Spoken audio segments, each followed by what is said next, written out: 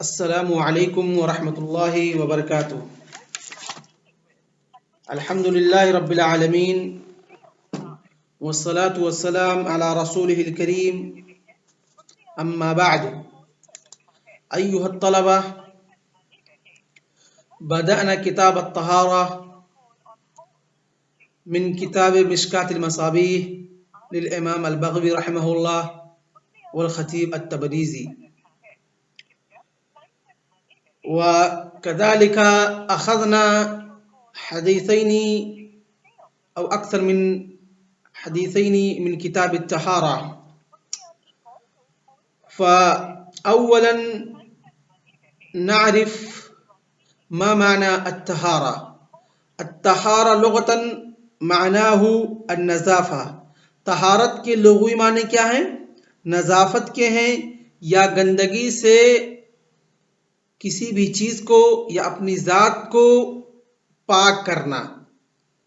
طہارت کے لغوی معنی کیا ہے؟ نظافت کے یا گندگی سے انسان اپنے کپڑے یا اپنے جسم کو پاک کرے اور پاک رکھے۔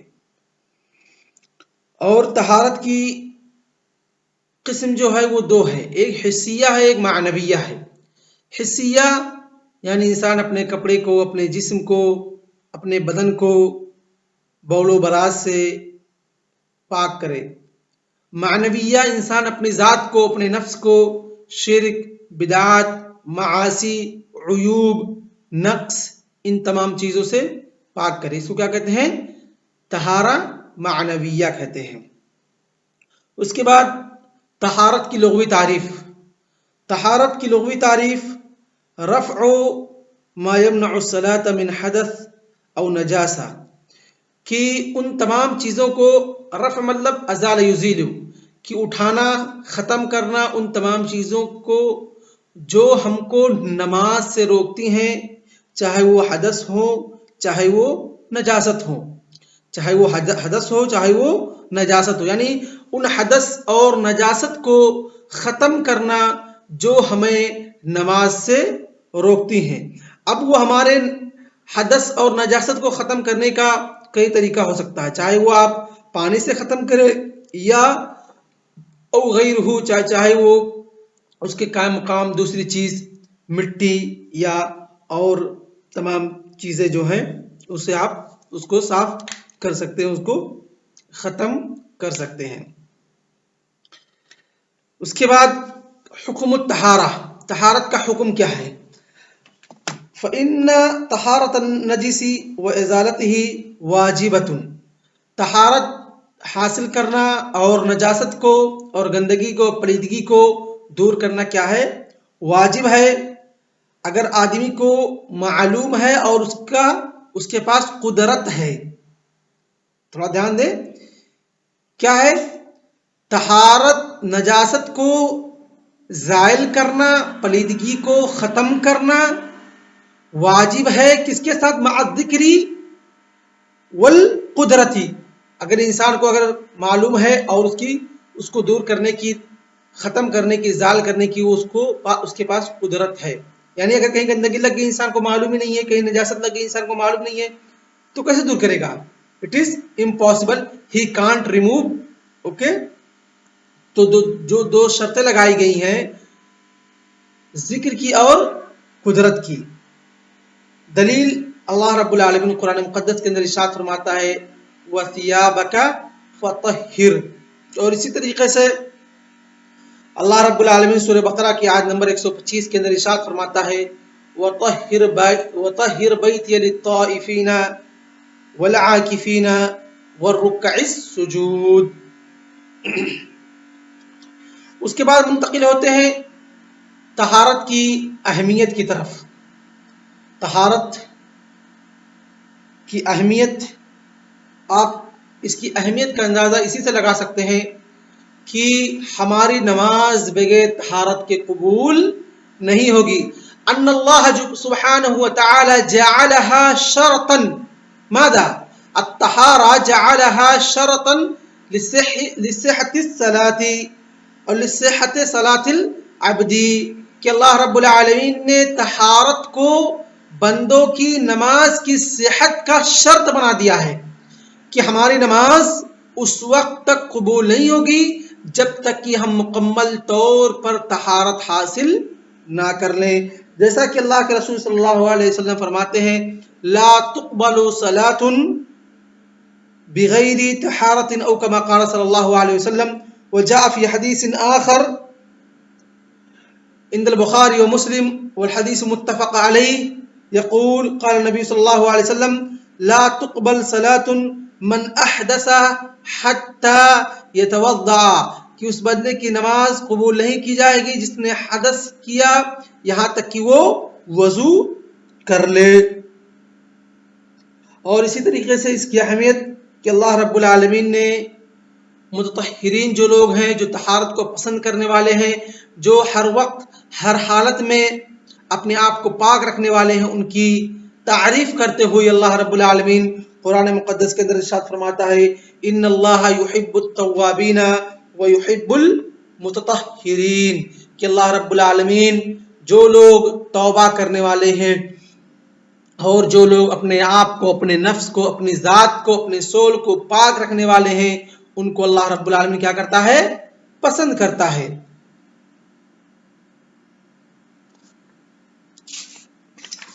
اس کے بعد منتقل ہوتے ہیں طہارت کی اقسام کی طرف. طہارت کی دو قسم، ایک طہارہ حقیقیہ ہے ایک طہارہ حکمیہ ہے. طہارہ حقیقیہ کہتے ہیں یہ طہارہ عن الخبث او النجس کہ خبث اور نجس چیزوں سے طہارت حاصل کرنا پاکی حاصل کرنا اور یہ بدن اور جسم اور اسی طریقے سے کپڑے اور مکان تمام چیزوں پر ہوگا. یہ طہارہ حقیقیہ یعنی آپ کے جسم پہ کہیں لگ گیا تو وہاں بھی حاصل ہوگا اور اسی طریقے سے کپڑے پہ لگ گیا ہے تو وہاں پر بھی یا کہیں کسی جگہ مکان پہ لگا ہوا ہے تو وہاں پر بھی یہ حاصل ہوگا. طہارہ حکمیہ یہ طہارت من الحدث جو کہ حدث اصغر یا حدث اکبر جو بھی ہو اس سے طہارت حاصل کرنا اس کو کیا کہتے ہیں طہارہ حکمیہ کہتے ہیں. اور یہ کیا ہے بدن کے ساتھ خاص ہے، یہ بدن کے ساتھ خاص ہے. جو طہارہ حقیقیہ ہے یہ بدن میں بھی ہوگا اور اسی طریقے سے مکان میں بھی ہوگا اور کپڑوں پہ بھی ہوگا. لیکن طہارہ حکمیہ جو ہے یہ حدث کے ساتھ خاص ہوتا ہے چاہے وہ حدث اصغر ہو چاہے وہ حدث اکبر ہو اور یہ صرف اور صرف خاص ہے کس کے ساتھ جسم اور بدن کے ساتھ. اور یہ جو شامل یہ تین قسم اور تین طرح کے طہارت کو شامل ہے. ایک طہارت کبریٰ اور پھر طہارت صغریٰ اور جو ان دونوں کا بدل ہے وہ تیمم یعنی کہ اس کی تین انواع ہیں. ایک طہارت کبریٰ ہے جو کہ غسل ہے اور طہارت صغریٰ جو ہے وہ کیا ہے وضو ہے اور اس کے بعد جو ان دونوں کا بدل ہے وہ کیا ہے تیمم ہے. ان دونوں کا جو بدل ہے اس کو کیا کہتے ہیں تیمم ہے. یعنی اگر کسی آدمی بیمار ہے یا اس کو پانی مہیا نہ ہو سکا تو وہ مٹی سے طہارت حاصل ہو کر سکتا ہے، مٹی جو کہ پانی کا قائم مقام ہوگی اور اس وقت بندہ اسے طہارت حاصل کر سکتا ہے. تو اب منتقل ہوتے ہیں حدیث کی طرف.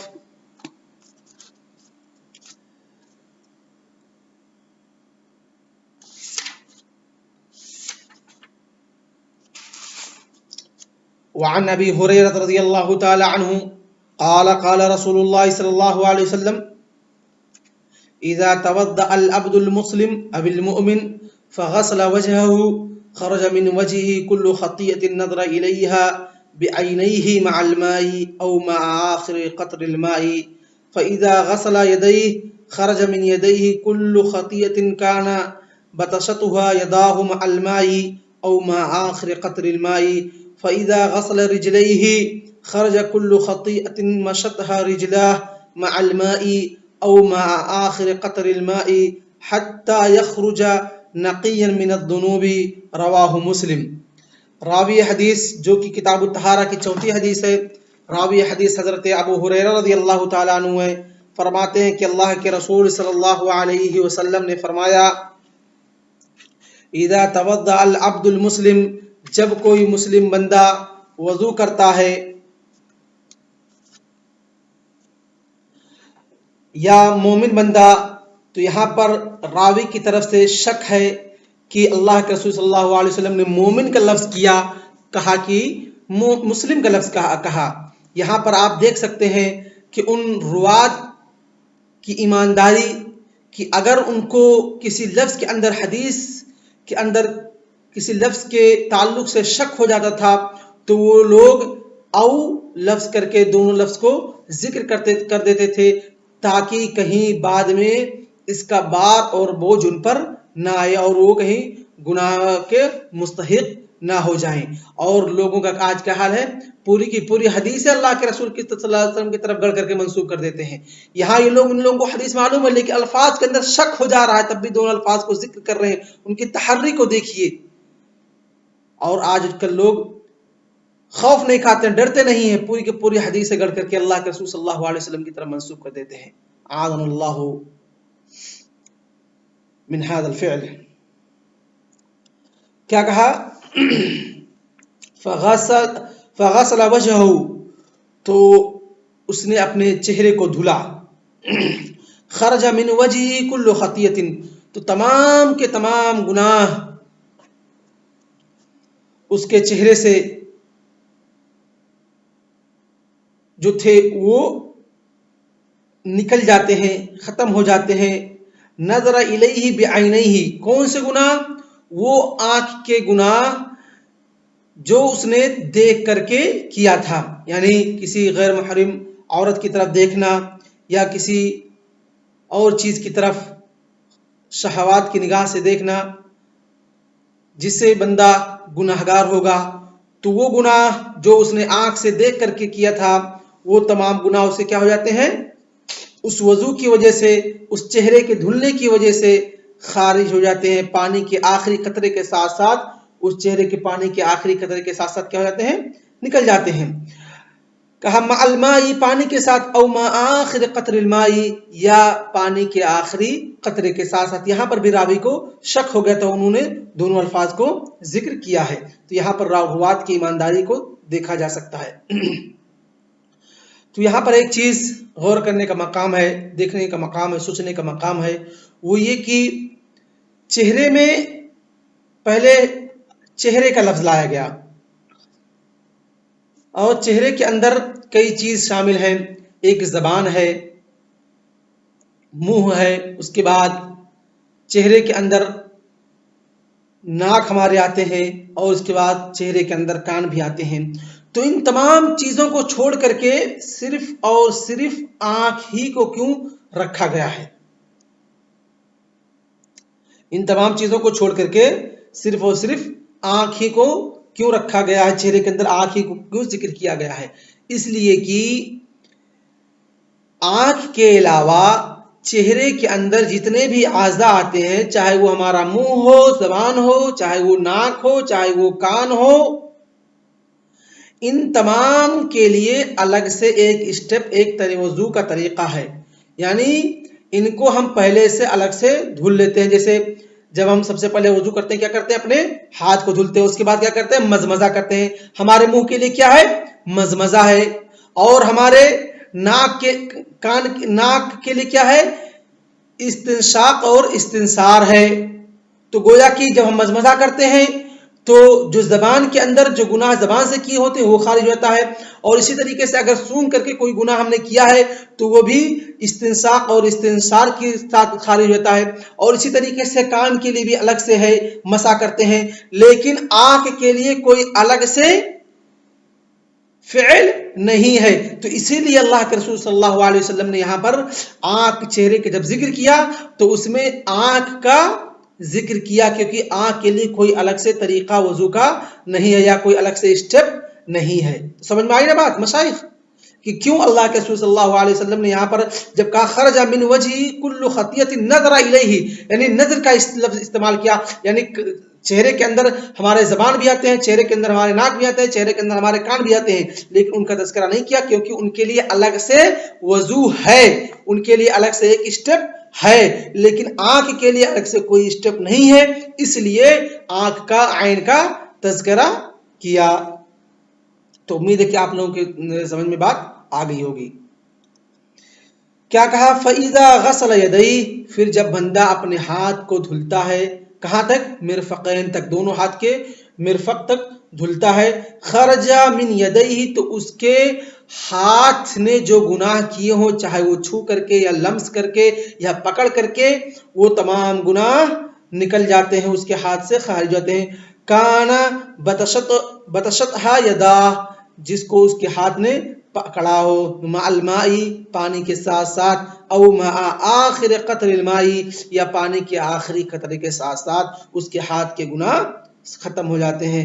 فَإِذَا غَسَلَ رِجْلَيْهِ، لیکن جب بندہ اپنے پیر کو دھلتا ہے، خرج كُلُّ خطیۃ مشتها رجلاه مع الماء، تو جب اپنے پیر کو دھلتا ہے تو اس کے پیر کے دھلنے کے ساتھ ساتھ اس کے پیر نے کسی گناہ کو چل کر کے کیا ہے، یعنی کوئی گناہ کرنے کے لیے پیر کا استعمال جو کیا ہے، چل کر کے گیا ہے، تو اس گناہ میں اس کا پیر بھی شامل ہے، تو وہ گناہ اس کے ختم ہو جاتے ہیں پیر کے دھلنے کے ساتھ ساتھ، یا پانی کے آخری قطرے کے ساتھ ساتھ اس کے پیر کے گناہ بھی ختم ہو جاتے ہیں۔